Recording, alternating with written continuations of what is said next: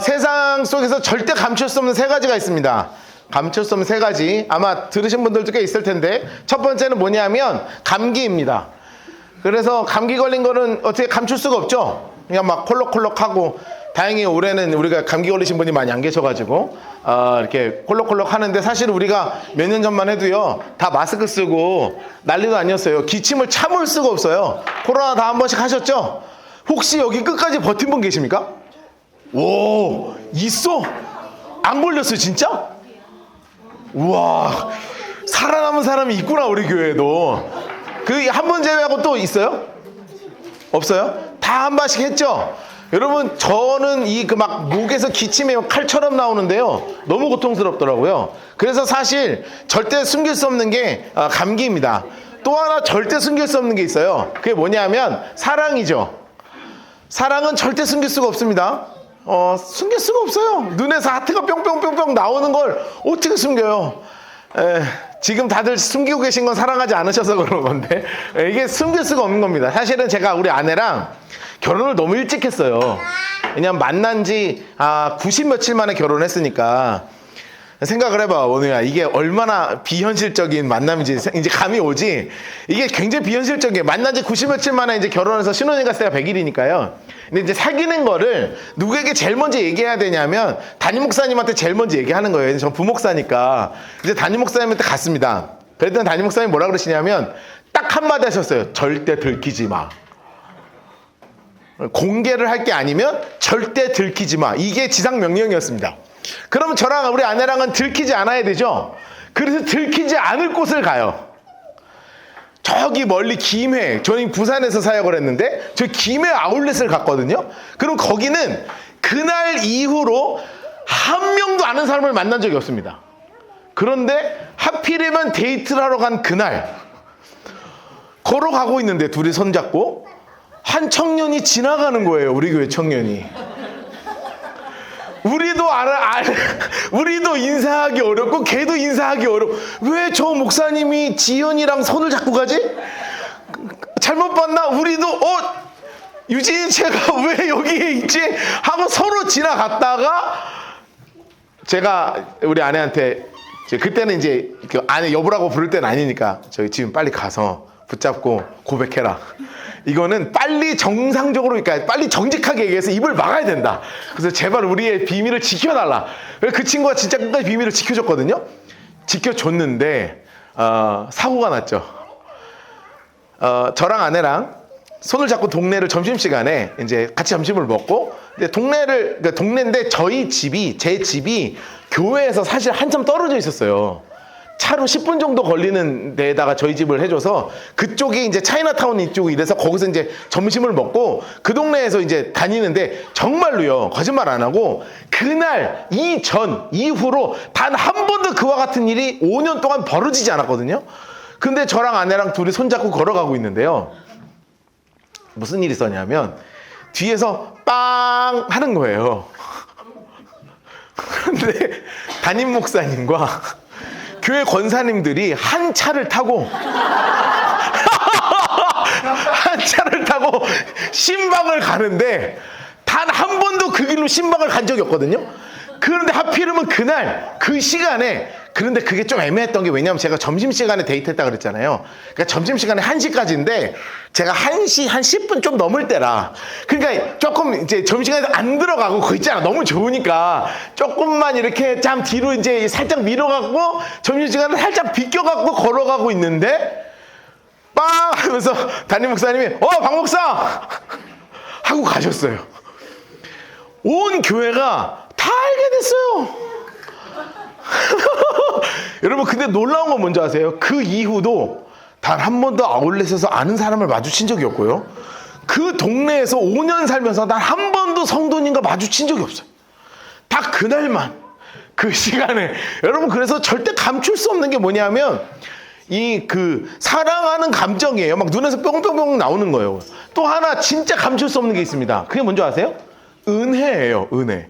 진짜 예수님 만나서 너무 사랑하잖아요? 그러면 이거를 감출 수가 없어요. 막 티가 너무 나요. 제가 중학교, 고등학교 때 제일 받고 싶었던 게 뭐였냐면 방언이었습니다. 방언이 너무 받고 싶은 거예요. 왜냐하면 내 동생이 방언을 했거든. 딴 사람은 다 안 해도 되는데 내 동생이 방언한 걸 내가 용납을 할 수가 없는 거야. 그래갖고 내가 방언을 너무 하고 싶은데 나는 방언이 안 되는 거예요. 그래서 막 눈물 흘리면서 주님 방언 달라고 막 기도하는데 내 동생은 옆에서 막 랄랄랄랄랄랄랄 난리가 났어. 열받아. 저 자식이 기도할 때마다 속에서 보글보글 끓는 거예요. 그래갖고 막 방언을 구하는데 방언이 안 오는 걸 어떻게 해. 내가 뭐 다 받고 싶다고 봤나. 내가 뭐 그래서 하라 그러는 거 다 해봤어. 랄랄랄랄랄랄랄랄랄랄라 다 해보 하라는 거 다 해봤어. 근데 안 오는 거예요. 근데 제가 몇 날 몇 시에 방언 받았는지 기억이 안 나는데 제가 대학을 갔는데 어느 순간 방언을 하고 있더라고요. 근데 방언을 하니까 막 기도가 깊어지고요. 막 1시간, 2시간씩 기도하는 게 힘이 들지 않고 막 이제 기도를 할 수 있게 되는데 이 은혜가 감춰질 수가 없는 거예요. 그래서 지금 이스라엘 모습을 잠깐 보잖아요. 이스라엘 모습을 보면 이 받은 은혜를 막 감추지를 못해요. 30절 말씀을 43절 말씀을 보면 이렇게 나와 있습니다. 우리 같이 한번 읽어볼까요? 시작. 이날에 무리가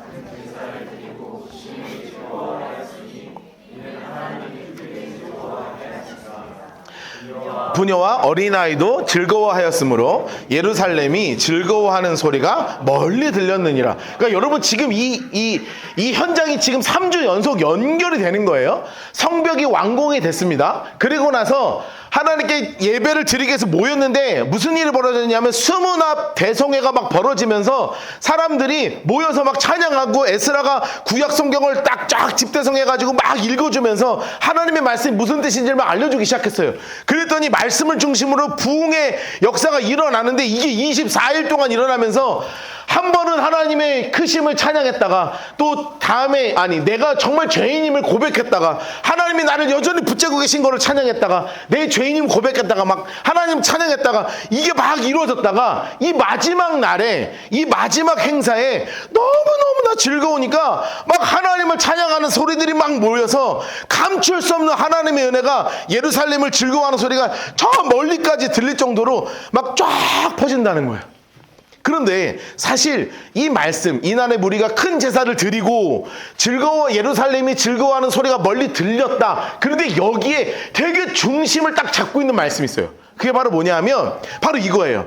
여기 노란색 쳐놓은 거예요. 여기만 한번 읽어볼까요? 시작. 하나님이 크게 즐거워하게 하셨습니다. 다시 한번 시작. 하나님이 크게 즐거워하게 하셨습니다. 여러분 정확하게 뭐라고 표현하고 있냐면 이 기쁨은 그냥 내가 즐겁다, 행복하다, 아싸 하고 막 음악이 즐거워서 먹는 음식이 맛있어서 막 내가 좋아하는 뭔가가 있어서가 한 게 아니라 이 기쁨은 어디서부터 왔다고 표현되는 거냐면 하나님이 이 기쁨을 허락하셨다는 거예요. 자, 이 땅에서 하나님께 기쁨을 올려드렸고 이 하나님의 감동과 하나님께 들린 이 영광의 소리를 하나님이 들으시고 하나님의 큰 기쁨이 이 땅 가운데 내린 거예요. 여러분 우리가 지금 느헤미야를 공부하고 있지만 우리가 대강절을 보내고 있잖아요. 근데 대강절 하면 아주 유명한 말씀이 있죠. 뭐냐 하면 천사가 예수님의 탄생을 축하하면서 이렇게 찬양한 말씀이에요. 누가복음 2장 14절 말씀이죠. 같이 한번 읽어볼까요? 시작. 지극히 높은 곳에서는 하나님께 영광이요 땅에서는 하나님이 기뻐하신 사람들 중에 평화로다. 아멘 아멘. 여러분 이게 아까랑 구조가 똑같은 거예요. 그렇죠? 어떻게 구조가 똑같냐? 이 땅에서 하나님께 막 올려드려요. 영광을 올려드려. 그러면 하나님이 높은 곳에서 영광을 받으신 하나님께서 이 땅 가운데 하나님이 기뻐하시는 사람들에게 평화의 소식을 내려주시는 거예요. 여러분 그러니까 하나님이 주시는 것은 우리가 단순히 받는 것뿐만이 아니라 주님께 이 놀라운 영광을 올려드리고 찬양을 올려드리고 기쁨을 올려드릴 때 하나님의 영광이 이 땅 가운데 우리의 기쁨으로 임하는 그 순간 우리는 이거를 뭐라고 표현할 수 있냐면 하나님과 기쁨이 동기화가 된다는 거죠. 하나님과 기쁨이 동기화가 될 수 있는 거예요. 나 혼자 기쁜 게 아니고 하나님만 기쁜 게 아니라 하나님과 나의 이 기쁨이 온전하게 동기화가 이루어진다는 거예요. 여러분 동기화란 말이 무슨 말인지 이해하시죠? 요즘 하도 클라우드 세상이 돼가지고요. 옛날에는 애들은 그런 거 모를 거예요. 다 플로피 디스켓 가지고 이게 이따만한 거 갖다 넣었다가 그 다음에 작은 플로피 디스켓 3.5인치 갖다 넣었다가 그 다음엔 뭐 CD-롬을 구웠다가 뭐 USB 나올 때 혁명적이라 그랬거든요. 근데 이제 USB도 안 써요. 다 안 써. 다 뭘로 써요? 다 클라우드 쓰잖아요. 다 클라우드 안에다가 다 저장해 놓는단 말이에요. 그리고 이걸 가지고 꺼내 쓰는 거예요. 그러면서 내가 여기에다가 이거를 저장해도 여기에 동기화되고 여기에서 저장해도 여기에 동기화되는 거예요. 그렇다는 건 우리 각자의 삶에서 하나님께 기쁨을 올려드리고 하나님 앞에 온전하게 올려드리는 우리의 삶의 예배와 말씀과 찬양을 통해서 하나님의 기쁨을 받으시고 그 하나님이 그 기쁨을 우리 가운데 동기화하셔서 하늘의 기쁨이고 나의 기쁨이 되고 나의 기쁨이고 하늘의 기쁨이 되는 정말 놀라운 은혜가 우리 안에 있어야 된다는 것이죠. 다시 한번 따라할까요? 하나님과 기쁨을 동기화하겠습니다. 이게 굉장히 중요한 거예요. 나 혼자 기뻐서만이 아니에요. 여러분 우리 2025년이 이제 얼마 안 남았습니다. 축하하고요. 진심으로 축하하고 한 살을 더 드시는 걸 진심으로 축하하고 각자의 삶을 우리 교인들 하나하나 제가 놓고 기도하고 있잖아요. 이 기도할 때마다 각자의 삶에 내년에 또 수없는 변곡점들이 있어요. 어떤 분들은 새롭게 취직을 하시는 거를 준비하시는 분도 있고 어떤 분들은 이직을 준비하시는 분도 있고 어떤 분은 새로운 길을 찾아 준비하시는 분도 있고요. 또 어떤 분들은 그냥 항상 하던 그대로가 하루하루 또 진행되는 것도 있어요. 또 우리 학생들은 한 학년씩 올라가면서 초딩이 중딩이 되고 중딩이 고딩이 되고 고딩이 대딩이 되고 대학생은 대학원 들어가고 그리고 결국에 군대를 가고 할렐루야. 그러면서 각자의 삶에 수없는 변화와 변곡점들이 있다고요. 그런데 이 변화해야 할 수밖에 없는 수없는 삶의 변곡점들 속에서 이 모든 것이 내 삶의 주인이 내가 아니라 하나님이심을 온전하게 고백하고 내 삶의 주인이 내가 아니라 하나님이심을 고백하면서 내 삶의 기쁨을 주님께 올려드리고 그 주님이 우리의 삶에서 가장 큰 기쁨을 내려주시는, 그래서 내 삶에서 하나님이 하시는 일을 마음껏 보며 내 삶 자체가 하나님의 기쁨이 되는 그런 진짜 멋진 그리스도인의 삶을 2025년에 우리 살아야 되지 않겠냔 말이에요. 우리 말씀을 보니까 이렇게 나와 있습니다. 세 번역 말씀을 갖고 왔는데 사무엘상 12장 16절 말씀이에요. 우리 다시 한번 읽어볼까요? 시작. 당신들은 그대로 서서 이 주님께서 이제 곧 하실 큰 일을 눈으로 직접 보십시오. 아멘, 아멘. 여러분, 이 고백이 무슨 고백이냐면 따라하겠습니다. 주님은 나의 주인이십니다. 이거 이야기하는 거예요. 여러분, 여기서 사무엘이 하는 이야기가 뭐냐면 다른 게 아니라 그냥 하나님이 하심을 좀 보며 살자는 거예요. 하나님이 내 삶에 역사하시고 내 삶의 주인이시기에 반드시 역사하실 것을 믿고 그 하나님을 바라보며 하나님을 찬양하고 기도하고 예배하며 내 삶을 주님께 올려드리자는 거예요. 그러면 하나님이 반드시 역사하셔서 이 땅 가운데 우리 안에 하실 일들이 있다는 거예요. 그리고 이 하실 일과 함께 우리를 너무나 기쁘게 하실 그 큰 기쁨의 소식들을 우리에게 끊임없이 내려주실 거라는 거예요. 그래서 이것을 소망하면서 우리 2025년을 하루하루 준비하면서 나가야 될 줄 믿습니다. 여러분, 우리의 삶에 하나님과 기쁨을 동기화하는 우리 모두 되기를 주님으로 축복합니다. 그런데 이렇게 하나님과 기쁨을 막 동기화하잖아요. 그러면 여기 안에 막 튀어 올라오는 게 있어요. 튀어 올라오는 게. 그게 바로 뭐냐면, 이제 느헤미야 12장 27절부터 29절까지 말씀을 보면 이렇게 나와 있습니다. 자, 제가 읽어드릴게요. 예루살렘 성벽을 봉헌하게 되니 각 처에서 레위 사람들을 찾아 예루살렘으로 데려다가 감사하며 노래하며 재금을 치며 비파와 수금을 타며 즐거이 봉헌식을 행하려 하며, 이에 노래하는 자들이 예루살렘 사방 들과 느도바 사람들의 마음에서 모여들고 또 백길갈과 게바와 아스마웻의 들에서 모여들었으니 이 노래하는 자들은 자기를 위하여 예루살렘 사방의 마을들을 이루었다, 이렇게 얘기하는데 이 중요한 포인트가 바로 뭐냐면 이들의 가운데 흘러나오는 게 있었다는 거예요. 자, 다시 한번 보세요. 27절. 자, 여기 보면 제가 노란색 쳐놓은데 지금 자꾸 뭐가 나와요? 감사, 노래, 재금, 악기를 치고 비파와 수금을 타고 노래하고, 그 다음 29절에도 노래하고. 여러분, 하나님과 나와 기쁨이 동기화가 돼서 이 은혜를 감출 수 없는 사람이 되면 뭐가 자꾸 흘러나오는 줄 아세요? 그게 바로 뭐가 흘러나오냐면 찬양이 흘러나오게 돼 있어요. 내 삶이 하나님과 하나님의 기쁨과 동기화가 되었나 아닌가는 내 안에 찬양이 흘러나오냐 안 나오냐로 사실 굉장히 극명하게 드러나게 되어 있습니다. 지난 주간에 찬양을 정의를 한번 해봅시다. 그럼 찬양은 뭘까요? 우리가 너무 잘 아는 말이 있죠. 찬양은 뭐냐면 곡조 있는 기도다 이렇게 표현합니다. 곡조 있는 기도, 그러니까 노래가 음이 붙어있는 기도문이다 이런 뜻이에요. 사실 교회의 원래 전통에는 뭐가 남아있었냐면 기도문이라는 게 있었어요. 기도문. 그래서 다양한 기도문들이 있습니다.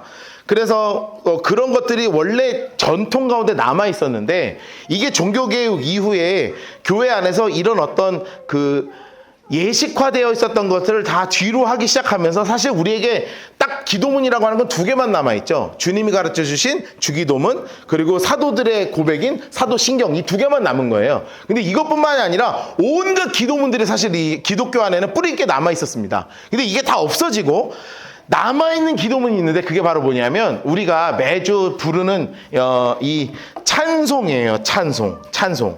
그래서 곡조 있는 기도를 드리는 이 찬양이 바로 뭐냐면 우리가 찬송을 한다는 것 자체가 곡의 음률을 가지고 주님께 기도를 올려드림을 이야기하는 거예요. 지난주에 제가 계속 금식하면서 이제 교회 나오면 이제 다른 거 안 하고 제일 먼저 앉아서 여기서 이제 기도하고 하는데요. 지난 한 주간에 기도를 시작할 때 찬양으로 기도를 막 시작하는 거예요. 그러면서 제 안에 하나님이 계속 주셨던 찬양이 있었어요. 그게 바로 뭐였냐면 위대하신 주였어요. 위대하신 주, 찬양의 위대하신 주, 모두 알게 되리라. 위대하신 주. 막 이 찬양을 막 올려드리면서 기도를 시작하면서 여러분들이 저에게 주신 기도 제목을 하나하나 읽으면서 기도하는데요. 막 기도 가운데 하나님의 위대하심과 하나님의 그 높으심과 하나님의 크심이 이 땅 가운데 막 임하실 것이라는 믿음의 확신 가운데 계속 기도하게 되더라고요. 또 하나, 곡이 하나 더 있었는데요. 그게 뭐였냐면 하도 제가 사무실에서 틀어놔가지고요. 주 하나님 지으신 모든 세계라는 찬양이 있어요. 그거를 하도 제가 하루 종일 틀어놓고 있거든요. 그러니까 나도 모르게 눈만 감고 기도만 하면 이 찬양만 나오는 거예요. 주님의 높고 위대하심을 내 영혼이 찬양하네. 이 찬양을 막 하는데 이 찬양과 이 찬양이요 저의 기도를요 막 감싸기 시작하는데 아마 감당할 수 없는 은혜가요 막 쏟아지는 거예요. 안 그래도 눈물 많은 남자인데 찬양하고 기도할 때마다 하나님이 막 눈물을 막 쏟게 하시고 막 가슴에 뜨거움을 허락하시는데요. 막 견딜 수가 없더라고요.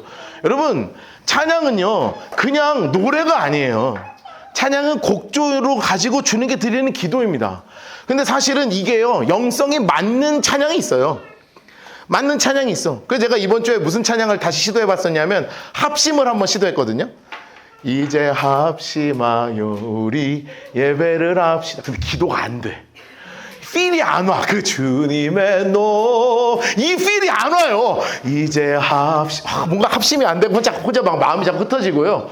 이렇게 돼요. 그래서 시대별로 각자 맞는 찬양이 있어요. 저희 아버지 세대가 저희 아버지 목사님이셨는데 저희 아버지가 기도회 때마다 부르셨던 찬양이 있어요. 뭔지 아세요? 주님여 이 손을 꼭 잡고 가소서. 이거 엄청 불렀어. 우리 기도회 때요 이거요 하루에 한 100번씩 불렀을걸. 막 그 영어로도 했어. 나 아직도 기억나요. Precious Lord, take my hand. 막 이러면서 우리 아빠 한참 영어 공부할 때 계속 이것만 부르는 거야. 그럼 막 다 그때요 다 울면서 불렀어요. 근데 지금 우리 얘네들하고 Precious Lord 부르면 이거 은혜가 되겠어요? 아니지. 그러니까 이게 각자의 이 세대에 맞게 하나님이 허락하신 찬양이 있다고요. 그렇다면 어떤 찬양이든 상관할 것 없이 내 기도의 현장 가운데 하나님을 높여드리고 하나님을 막 찬송하고 찬양해서 올려드리는 기도가 내 삶의 이 찬양이 내 기도의 가장 중요한 부분 중에 하나로 들어가서 그냥 내가 원하는 것을 요청하고 하나님께 말을 하고 그냥 쏟아내는 것이 아니라 하나님의 위대하심과 하나님의 높으심과 능력과 하나님의 그 뛰어나심을 기도하며 찬양하며 드리는 것이 우리 그리스도인의 진짜 기도의 모습이란 말이에요. 그냥 기도하며 생각하는 게 뭔가 내 소원 이야기하고 내가 원하는 거 이야기하고 나의 답답함을 토로하고 하나님 이것 좀 해결해 달라고, 물론 이것도 중요한 기도이고 이렇게 하는 게 우리 그리스도인이지만, 그러나 기도의 중심과 뼈대는 내가 원하는 것을 요청하는 것이 아니라 하나님께 찬양을 올려드리며 내 삶의 가장 높으신 그 위대하신 주님을 올려드리는 것, 여러분 이것이 하나님이 가장 기뻐하시는, 하나님의 가장 기뻐하시는 그 일이 바로 하나님을 찬양하며 올려드리는 거라는 거예요. 그래서 이 말씀을 보면 골로새서 3장 16절 말씀을 보니까 이렇게 강조하고 있어요. 그리스도의 말씀이 너희 속에 풍성히 거하여 모든 지혜로 피차 가르쳐 권변하고. 그리고 우리 그리스도인의 삶의 가장 중요한 중심이 바로 뭐냐면 말씀이라는 거예요. 또한 시와 찬송과 신령한 노래를 부르며 감사하는 마음으로 하나님을 찬양하고. 여러분, 그래서 이 찬양이 우리의 삶의, 우리의 중심, 우리의 기도의 중심으로 붙잡혀야 합니다. 왜냐하면 노래는 가지고 있는 영적인 힘이 있어요. 노래라는 게요, 진짜 영적인 능력이 있다니까요. 이 음악이요, 진짜 음악이 능력이 있어요. 제가 예전에도 한번 이 똑같은 얘기를 드린 적이 있는데 아마 못 들으신 분이 계실 거예요. 저는 이제 고등학교 때 이제 열심히 공부해갖고 신학교를 갔잖아요. 근데 제 고등학교 친구 중에 하나가 락커가 있었어요. 고등학교 때부터 얘는 뭘 했냐면 락을 하는데, 우리가 아는 그런 락 말고 그냥 뭐 에이 뭐 이런 컨셉의 락 말고요, 이런 거 있죠. 쨍쨍쨍쨍쨍쨍쨍쨍쨍쨍쨍 하는 거죠. 와 하고 막 걔 보는 거 보면 막 닭 해가지고 막 피 막 버리고 와막 이거 하는 그런 락 있잖아요. 그 무슨 락이라 그래요? 헤비메탈. 그렇지, 그거 하는 애야. 그래서 얘는 학교에 항상 이 일렉기타 메고 와가지고 앰프 갖고 와갖고 쉬는 시간만 되면 뭐하냐면 얘는 잊어버리지도 않아. 뭐 이렇게 하고. 그럼 우리 남자애들 신기하잖아. 그럼 뭐 하고 오막 이랬었어. 그런데 고등학교 3학년 때 얘는 공부도 안 하지. 왜냐면 이거 하면 되니까. 그래서 저는 신학교 가고 얘는 이제 클럽으로 빠지는 거예요. 이제 이쪽 음악을 해야 되니까 이쪽으로 갔는데요. 이제 2년이 지났는데 제가 신학교 2학년 때, 대학교 2학년 때 이 친구를 우연히 학교 가는 길에 지하철에서 만났어요. 얘가 되게 착하게 생겼었거든요. 착하게 생겼었는데 거짓말 안 하고요, 진짜 눈이요 옆으로 찢어지게 된 거예요. 이렇게 돼서 눈이 진짜. 근데 이게 뭐라고 생각하면 되냐면, 혹시 우리 청년들이나 다음 세대 알 수 있어요? 데스노트 알아? 데스노트 알아? 데스노트 알지? 데스노트에 류크 알아? 류크? 이렇게 막 이렇게 사과 이렇게 먹으면서 하는 애 있죠. 예, 모르시는 분들 그냥 모르셔도 됩니다. 예, 모르셔도 돼요. 이거 막 이 이름 적으면 그 사람 죽는 만화예요. 그래서 막 이렇게 해갖고 막 그 악마가 하나 나타나거든요. 막 이렇게 해갖고 누군데, 내가 류크를 보자마자 그 데스노트를 처음 볼 때 생각했던 애가 걔였어요. 내가 대학교 2학년 때 만났던 걔 얼굴이 류크 얼굴이었어. 진짜 그렇게 보여요. 애가요, 그냥 멀쩡하게 생겼었거든요. 그냥 평범하게 생겼어. 눈 좀 작은 평범한 대한민국 남자애 있잖아요. 근데 2년 만에요, 얘가 이거 쨍쨍쨍쨍 이것만 한 2년 넘게 하다가 애가요 2년 만에 만났는데요 이렇게 된 거예요. 진짜 류크처럼 눈이 이렇게 찢어져가지고. 그래서 아마도 열전이 생각나는 건 뭐냐면, 아마도 하나님이 일부러 마주치게 하지 않으셨을까 싶어요. 왜냐하면 음악이 가지고 있는 영향력이 얼마나 큰지 몰라요. 여러분, 우리 그리스도인들은 그런다고 뭐 가요 듣는다고 뭐 죽어요? 뭐 지옥 가나? 믿음이 갑자기 사라지고 막 주님을 거부하고 이런 거 아니에요. 그러나 가려들을 필요가 있다. 분별해서 들어야 될 필요가 있다. 작은 음악 하나를 듣더라도 이 음악이 분명히 나에게 영향을 미친다는 것을 인지하고 분별해서 들어라. 너무 욕하는 거 그만 들어라. 너무 랩하면서 서로 디스 하면서 내가 따라할 수 없는, 할 수 없는 그런 것들 너무 가까이 하지 말아라. 너무 자아도취적인 음악 가까이 하지 말아라. 왜냐하면 음악 자체가 가지고 있는 영적 능력이 잘못하면 우리의 삶을 뒤집어 엎을 수도 있어요. 우리의 삶에는 뭐가 가득 차야 되냐면 하나님을 찬양하고 높여드리는 찬양이 우리의 삶에 온전하게 가득해야 하는 거예요. 여러분, 그래서 우리가 하나님의 기쁨이 되어서 하나님이 우리 안에 이 기쁨을 동기화시켜 주시기 위해서 우리 안에 항상 흘러 넘쳐야 되는 그것이 바로 뭐냐면 하나님을 높여드리는 찬양입니다. 또 하나 있어요. 하나님이 진짜 기뻐하시는 게 하나 있어요. 하나님 진짜 기뻐하시는 거. 하나님의 소원. 우리도 하나님께 소원 알려드리지만 하나님도 우리를 향해서 소원 하나 가지고 계세요. 베드로서에 보면 그 소원을 이렇게 써놨습니다. 내가 기록되었으니 내가 거룩하니 너희도 거룩할지어다. 여러분 이게 조금 어려운 말이긴 해요. 사실 이게 근데 베드로 사도께서 어디 말씀을 가지고 오신 거냐면 레위기 말씀을 가지고 오신 거예요. 레위기 11장 말씀을 보면 이게 왜 이런 어떤 어감에서 나온 말씀이구나 이게 딱 나오거든요. 우리 이제 같이 한번 읽어볼까요? 레위기 11장 시작. 나는 너희의 하나님이 되려고 인도하여 낸 여호와라. 그러니까 여러분 이거를 보시면 무슨 의미가 나기 시작하냐 하면 너무나 분명한 게 뭐냐면 왜 거룩하니 내가 거룩하니 너희도 거룩하라 이렇게 딱 베드로서에서는 잘라서 얘기했지만 하나님의 목적이 여기 있었다는 거예요. 뭐냐 하면 나 너랑 같이 가고 싶은데 야, 나 너랑 같이 살고 싶은데 그리스도인으로서 일평생 내가 너의 손잡고 함께 동행하고 싶은데 임마누엘인 내가 너와 정말 일평생 같이 있고 싶은데 그래서 내가 너의 하나님이 되고 싶어. 그래서 너희 노예로 살고 있었던 죄악 가운데 살고 있었던 너희를 인도하여 냈잖아. 그러니 그냥 내가 너희를 끌어낸 이유와 목적이 분명한 거야 라고 하나님이 우리에게 분명하게 말씀하시는 거예요. 그게 바로 뭐냐면 하나님의 성품을 닮아 우리 안에 거룩함, 우리 안에 하나님의 기쁨이 되는 이 거룩함이요 온전하게 이루어지기를 원하시는 거예요. 여러분 하나님의 소원이 이거라는 것을 알면서 느헤미야 12장 30절을 읽으면 왜 이렇게 됐는지가 이해가 되는 거예요. 제가 읽어드립니다. 제사장들과 레위 사람들이 몸을 정결하게 하고 또 백성과 성문과 성벽을 정결하게 하니라. 여러분 누가 시키지도 않았어요. 그런데 이들이 찬양을 막 하기 시작하고 하나님께 기쁨이 막 올라가기 시작하니까 이 안에서 솟아 올라오는 그 감출 수 없는 은혜가 있었어요. 그게 바로 뭐였냐면 정결함이에요. 그게 바로 뭐냐면 거룩함이에요. 그게 바로 뭐냐면 성결함이에요. 여러분 우리가 하나님 앞에 나가서 뭘 자랑할 수 있는 게 있겠어요? 하나님 저 라이트하우스 포항 목사인데요. 저 개척했잖아요. 그래, 그 목사 이 정도면 되는 거 아니에요? 뭐 이게 하나님 앞에 자랑거리 돼요? 뭐 하나님 저 라이트하우스 같이 다녀서 제가 하나님의 교회를 함께 세워나가며 개척교회를 이루다가 왔습니다. 뭐 이게 우리가 하나님께 무슨 자랑이 되겠냐고요. 하나님께 자랑이 될 수 있는 건 사실상 없어요. 하나님의 자랑이 될 수 있는 건 바로 뭐냐 하면 거룩함밖에 없단 말이에요. 거룩함. 여러분 거룩함이 유일하게 하나님께 자랑할 수 있는 거예요. 그러면 아까 이제 찬양이 뭐라고 말씀드렸냐면 곡조 있는 기도다 라고 말씀드렸죠. 그럼 거룩함이 무엇인가 한번 정의를 내려봐야 되지 않겠어요? 거룩함은 뭐냐면 저를 한번 따라 하실까요? 세상과 구별됨. 다시 한번 거룩이 뭐라고요? 세상과 구별됨이라고요. 이거를 아주 잘 알려주신 게 로마서 12장 2절 말씀이죠. 너희는 이 세대를 본받지 말고 오직 마음을 새롭게 함으로 변화를 받아 하나님이 선하시고 기뻐하시고 온전하신 뜻이 무엇인지를 분별하도록 하라 이렇게 말씀하신 거예요.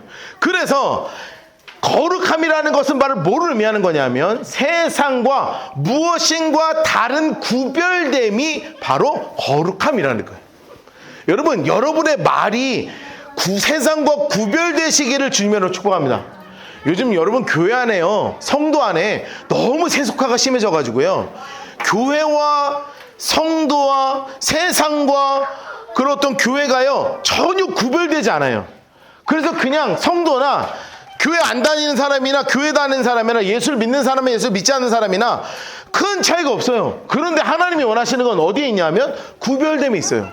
말의 구별이 있어야 돼요. 행동의 구별함이 있어야 된다고요. 분명하게. 또한 생각의 구별함이 있어야 돼요. 이게 가치관의 차이거든요.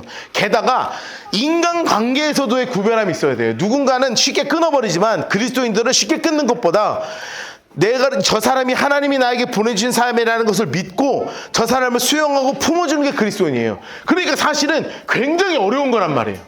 말이 구별되면 얼마나 어려워요. 행동 구별함이 얼마나 어려워요. 생각의 구별함이 얼마나 어렵냐고요. 누군가 관계 속에서 구별되는 게 얼마나 어렵냔 말이에요. 정말 어려운 거예요. 이거 제일 쉬운 건 이거를 끊어버리면 쉬워요. 그래서 제가 공동체 만들어서 자 다 같이 살자. 함께 삽시다. 우리 빌딩 하나 우리 렌트할 테니까 다 원룸에서 같이 살아. 생활비 내고 생활비도 공동으로 다 모아서 각자 우리 초대교회처럼 살자. 그러면 다 지키기 쉬워요. 그리고 실제로 그렇게 하는 공동체들이 꽤 많이 있습니다.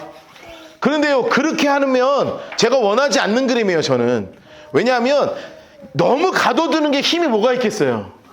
세상 속에서 구별되는 참 맛을 내기 시작해야 되잖아요. 그래서 하나님은 여러분들에게 뭐라고 말씀하시냐면 세상 속에서의 구별됨을 이야기하는 거예요. 세상 속에서의 빛으로 말씀하시고 맛없는 세상 가운데 소금의 구별함을 가지고 살라고 주님께서 말씀하고 계시는 거예요. 여러분, 그런데 이 구별됨, 이 거룩함을 추구하는 것이 내 힘과 내 열정으로 가능하겠냔 말이에요.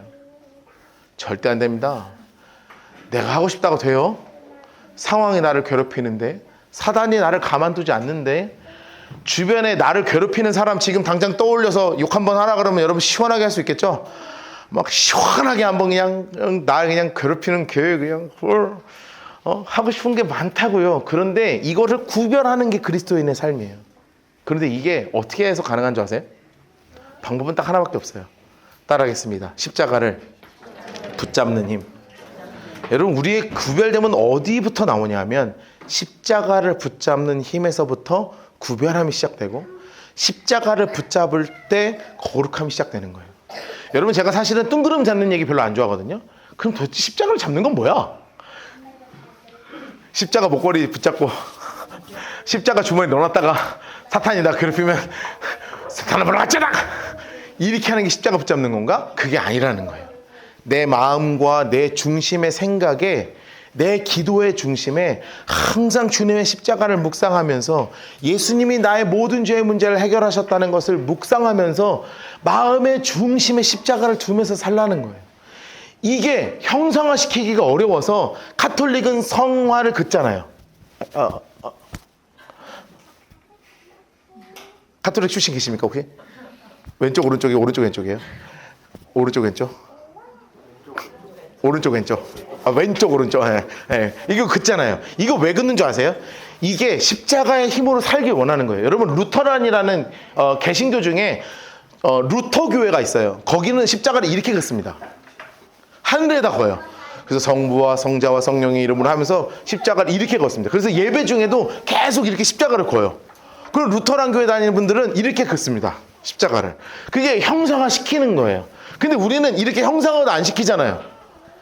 근데 우리의 할 수 있는 방법은 뭐예요? 물론 기도할 때 이렇게 해도 돼요. 주님, 주여 믿습니다. 십자가의 능력을 믿습니다. 뭐 이렇게 하는 거 나쁘지 않은데 이게 너무 이단스럽잖아. 이거 하면 주여 십자가 능력 뭐 이상하잖아요. 이렇게 하는 게 아니라 우리의 생각과 마음의 중심 가운데 내 삶을 주님의 십자가에게 내어드리며 항상 십자가를 생각하고 묵상하는 것이 바로 십자가를 붙잡는 힘입니다. 따라하겠습니다. 십자가를 묵상하는 것이 십자가를 붙잡는 것입니다. 여러분, 말씀을 보니까 갈라디아서 5장 24절 말씀에 이렇게 나와 있죠. 같이 한번 읽을까요? 시작. 그리스도 예수의 사람들은 육체와 함께 그 정욕과 탐심을 십자가에 못 박았느니라. 아멘. 하나님이 원하시는 것은 우리의 정욕, 우리의 탐심, 우리의 육체가 즐거워하는 것을 십자가에 못을 박는 것입니다. 여러분, 사실은 우리가 거룩하게 되기 위해서는 때로는 뭐를 원하는 줄 알아요? 기적을 원해요. 간증들 그런 간증 들어봤잖아요. 어느 날 막 제가 담배를 하루에 막 3갑씩 폈는데 예수님을 만났더니 갑자기 담배를 한 대 물었더니 막 역한 냄새가 올라와서 담배를 꺾어버렸습니다. 어떤 분들은 내가 막 술을 막 좋아해서 말술로 먹었는데 예수님을 만나자마자 술 냄새를 맡아도 막 토할 것 같아서, 막 어떤 분들은 내가 음란함에 빠져 있었는데 음란함이 막 더러움으로 견딜 수 없어서 음란함을 끊어버리게 됐습니다. 할렐루야 하나님 찬양합니다. 그럼 막 오 신기하다고 막 박수치고 막 와 너한테는 왜 기적이 안 일어나냐 그러고 막 그러잖아요. 그런데 그거는요 정말 특별한 간증 가운데 있는 거예요. 대부분은 그게 잘 안 돼요. 대부분은 잘 안 돼요. 그게 됩니까? 잘 안 돼요. 그런 은혜가 혹시 그렇게 아직도 살고 계시면, 더러움 가운데 계시면 하나님의 은혜를 끊어지기를 주님으로 축복합니다. 그런데 만약에 그렇지 않더라도 내 삶에 무엇을 붙잡을 때? 십자가를 붙잡으면 나아갈 때 이겨낼 수 있는 힘과 능력을 주님이 허락해 주신단 말이에요. 그거 갖고 이겨나가는 거예요. 뭔가 특별한 스페셜한 것을 원하는 게 아니라 내 삶의 십자가를 붙잡고 이겨나가려고 하는 거예요. 하나님이 원하시는 건 바로 그거거든요. 십자가를 붙잡을 때 거룩함을 이겨나갈 수 있는 거예요. 여러분, 우리의 그리스도인의 삶이라는 것은 그냥 단순하게 교회 와서 예배드리고 그냥 여기서 교제하는 것이 그리스도인의 삶이 아닙니다. 내 기쁨을 주님께 올려드리고 하나님의 기쁨이 내게 동기화되는 것이 우리 그리스도인의 진짜 삶이에요. 그런데 그러려면 내 안에 찬양을 동기화하십시오. 그러려면 내 안에 거룩함을 동기화하십시오. 그럴 때 하나님의 기쁨이 내 안에 진짜 동기화가 되어서 세상에 줄 수 없는 그 기쁨이 솟아올라 나오는 그 귀한 경험들을 하게 될 거예요. 2025년 여러분들의 삶에 정말 기쁨이 흘러 넘치는 우리 모두의 삶이 되기를 주님의 이름으로 축복합니다. 정말 여러분의 삶에 하나님이 쏟아부어 주시는 그 기쁨을, 감당할 수 없는 그 기쁨을, 고난 가운데서 느끼는 기쁨을, 삶의 평온한 가운데서 느끼는 그 기쁨을 정말로 누리는 우리 모든 그리스도인들, 진짜 믿음의 사람들 되시기를 주님의 이름으로 축복합니다. 우리 함께 찬양하면서 우리 결단하면서 기도합시다.